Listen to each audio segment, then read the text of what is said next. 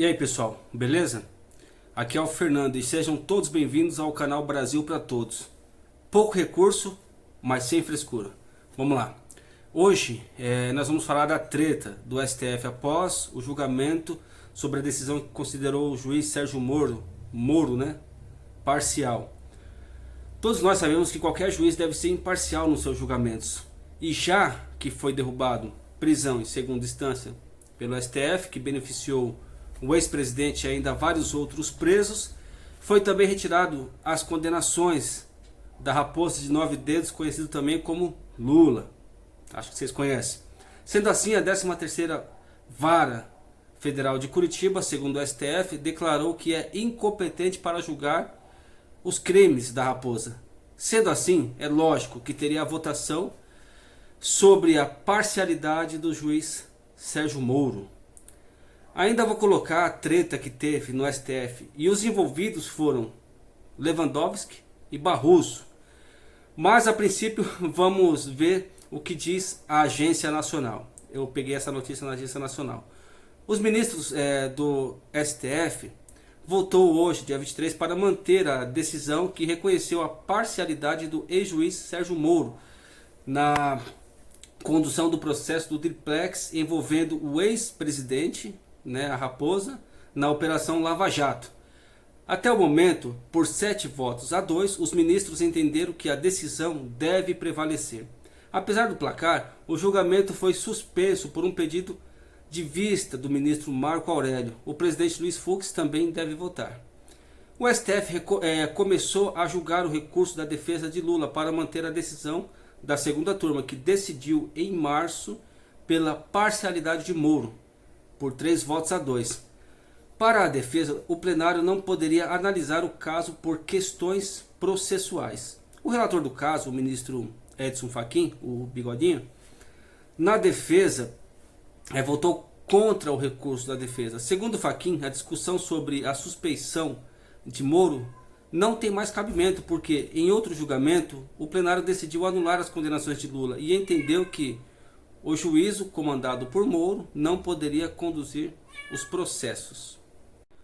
A partir da declaração da incompetência da 13ª Vara Federal de Curitiba ao processo e julgamento das ações penais deflagradas em desfavor do paciente Lula, as demais pretensões deduzidas perante o Superior Tribunal Federal expressamente indicadas na decisão agravada perderam o seu objeto em razão do superveniente prejuízo, votou Fachin. O ministro Luiz Roberto Barroso acompanhou o voto do relator. O ministro Gilmar Mendes abriu divergência e votou para manter a suspensão de Moro, além de entender que a decisão da segunda turma deve ser mantida. Mendes ainda classificou como manobra o envio da questão para o plenário. Essa história toda está trazendo para o plenário não fica bem, não é decente, não é legal, como dizem os jovens. Esse tipo de manobra é um jogo de falsos espertos e não é bom, disse Gilmar Mendes. Também acompanharam as divergências os ministros Nunes Marques, Alexandre de Moraes, Ricardo Lewandowski, Dias Toffoli, Carmen Lúcia e Rosa Weber. Caramba! Mais cedo, o STF também decidiu que os processos contra o ex-presidente Lula devem ser remetidos para a 13ª Vara Federal em Curitiba para a Justiça Federal em Brasília. Foi retirado. Há 2 semanas, o plenário anulou as condenações relacionadas aos casos do triplex no Guarujá e a do sítio de Atibaia. As condenações foram proferidas pelo ex-juiz Sérgio Moro e pela juíza Gabriela Hardt. Pela decisão, ficaram anuladas as condenações de Lula nos casos do triplex do Guarujá em São Paulo, com pena de 8 anos e 10 meses de prisão, e do sítio de Atibaia, na qual o ex-presidente recebeu a pena de 17 anos de prisão. Tudo liberado. E ainda, segundo, acredito que o juiz Gilmar Mendes, ele deu uma ideia, ele acredita que Lula ainda pode recorrer, para ganhar uma indenização pelos dias que ele ficou preso. E ainda eu creio que o presidente do STF, que se caso isso for levado adiante, né, terá que ser devolvido todo o dinheiro que foi recuperado pela Operação Lava Jato. E aí, o que vocês acham disso? É bem complexo, né? O que nós podemos fazer? Uma manobra bem interessante. Mas enfim, é o que está feito, é o que o STF fez. E eu gostaria de saber o que vocês acham sobre as decisões do STF. Se vocês concordam, se vocês discordam, se vocês acham que é assim mesmo ou não é. Vocês podem escrever aí a opinião de vocês. Eu vou ler todo e vou acompanhar. Agora fiquem com a treta incrível entre Lewandowski e Barroso. Dê uma olhada. Quero dizer apenas, para terminar, senhor presidente, que concordo com o eminente ministro Barroso, tenho certeza que todos nós aqui concordamos também, que a corrupção é um mal a ser erradicado entre nós e de forma definitiva, porque tanto mal causa ao progresso da nação. Isto é absolutamente evidente, está claro, e não quero deixar aqui a impressão de que aqueles que votaram a favor da suspeição do ex-juiz Sérgio Moro são coniventes com a corrupção. Absolutamente não. Quero dizer também, senhor presidente, que há avaliações diferentes com relação a esta Operação Lava Jato. Há, por exemplo, um estudo da professora Rosa Maria Marques, da Pontifícia Universidade de São Paulo, que diz o seguinte, baseado inclusive numa pesquisa do Instituto de Estudos Estratégicos de Petróleo, Gás Natural e Biocombustíveis, que mostra que a operação provocou um desmantelamento de importantes setores da economia nacional, principalmente da indústria petrolífera e de sua cadeia de fornecedores, como a construção civil, a metal mecânica, a indústria naval, a engenharia pesada, além do programa nuclear brasileiro.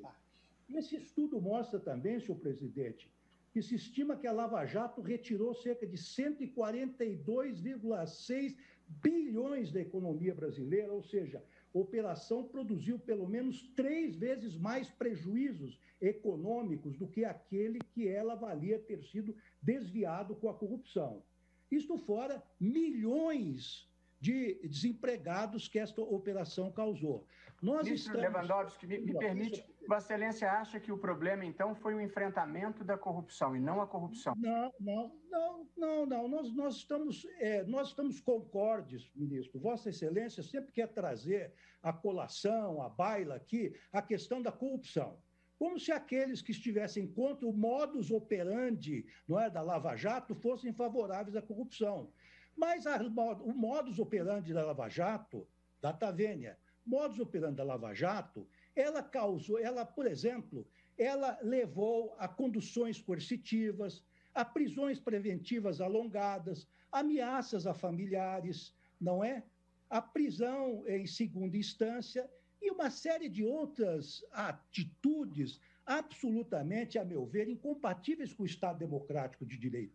Ainda ontem, na segunda turma, eminente ministro Barroso, estávamos julgando a questão do Guido Mantega, do ex-ministro da Fazenda. Sabe, Vossa Excelência, que ele foi preso no Hospital Albert Einstein, quando estava acompanhando uma cirurgia da esposa dele, que estava sendo operada de uma doença gravíssima e que, afinal, veio a falecer dessa doença. É este modus operandi que nós estamos combatendo. E quero dizer mais, ministro Barroso, quer dizer, não concordo com Vossa Excelência, data vênia, que as mensagens que foram veiculadas a partir do material arrecadado dado na Operação Spoofing e, diga-se, periciado pela Polícia Federal, que foram utilizadas para oferecer denúncia contra os hackers, não constituíram em meros pecadilhos, porque um juiz indicar testemunhas para acusação não me parece um pecadilho, não é?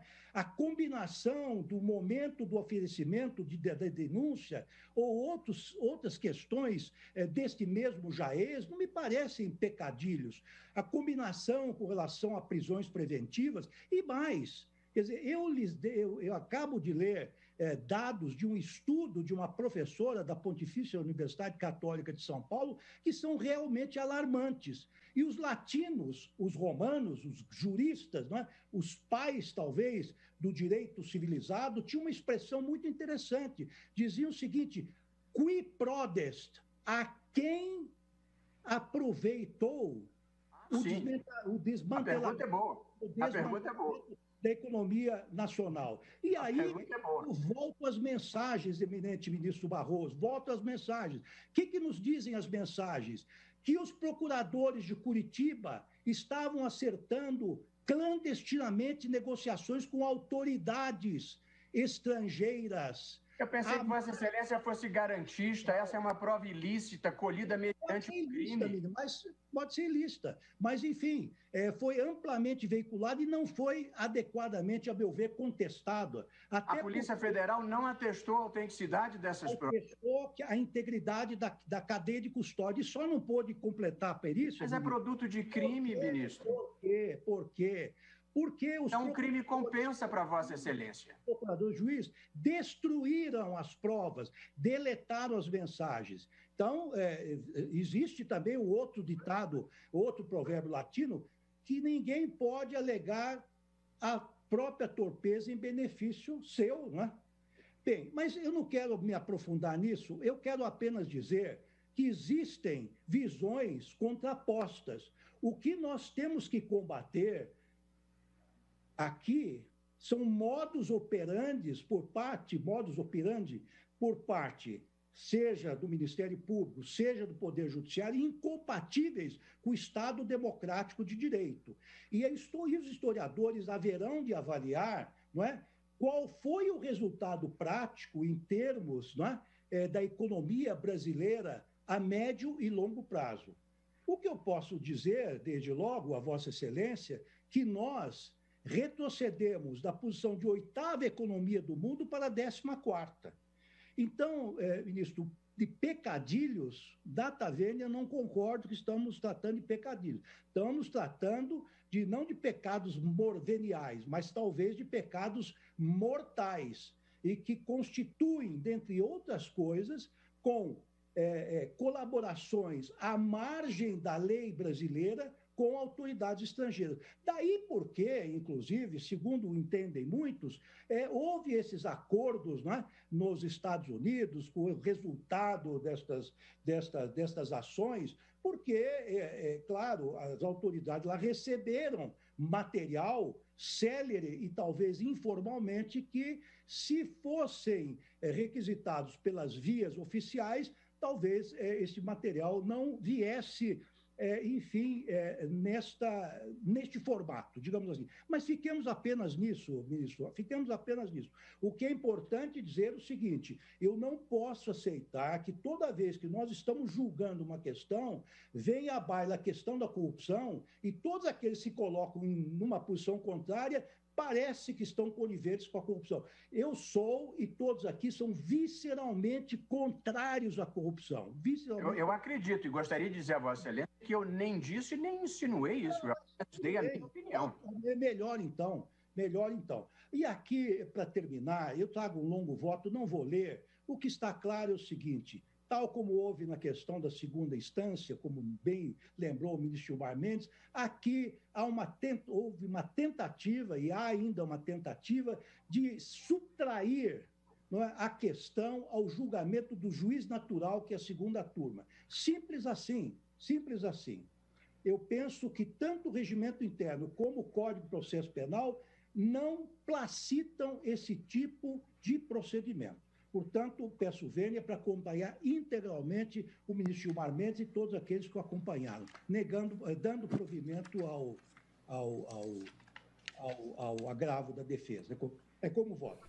Independente das notícias, das coisas que acontecem no mundo, desses julgamentos, de novas leis que estão sendo feitas pelo nosso legislativo, nós devemos entender que nós temos que conhecer mais sobre a política, sobre os governantes, sobre a história da vida deles, sobre quem está lá, sobre como é colocado os parlamentares, os deputados, senadores, prefeitos. Nós devemos conhecer, né? Porque, infelizmente, aquele que não se interessa por política é governado, comandado, é colocado para baixo por aqueles que se interessam, né? E não deixe se enganar, ou seja, por opiniões daqueles que é de direita ou daqueles que é de esquerda.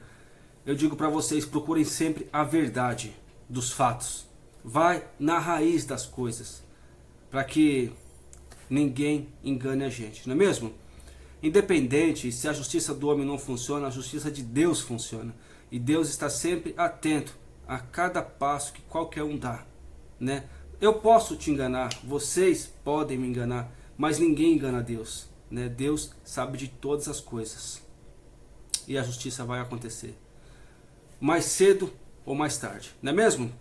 Mas enfim, meus queridos, se vocês gostaram do vídeo, dê o seu like, se inscreva no canal, me ajude aí a levantar esse canal, para que a gente possa passar essas notícias, atualizar as pessoas, mostrar a verdade atrás dos fatos, para todos quantos se interessarem. Que seria bom que todos aprendessem, que todos curtissem, que todos acompanhassem o que está acontecendo no nosso país, não é mesmo?